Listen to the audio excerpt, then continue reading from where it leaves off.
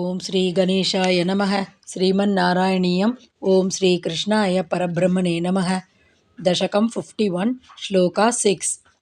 ಗಲೋದರೇ ವಿಪುಲಿತ ವರ್ಷ್ಮಣಾ ತ್ವಯಾ ಮಹೋರಗೆ ಲುಠತಿ ನಿರುದ್ಧ ಮಾರುತೆ ಧೃತಂ ಭವಾನ್ ವಿದಲಿತ ಕಂಠಮಂಡಲೋ ವಿಮೋಚಯನ್ ಪಶೂನ್ ವಿನಿರ್ಯಯೌ.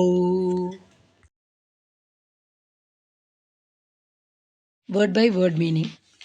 Galodare, in the throat. Tvaya, by thee.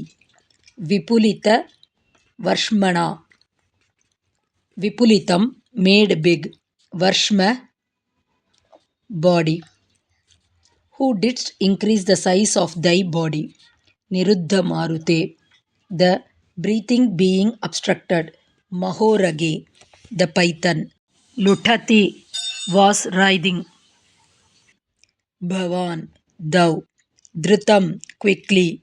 Vidalita Kanta Mandalaha, Vidalitam, torn.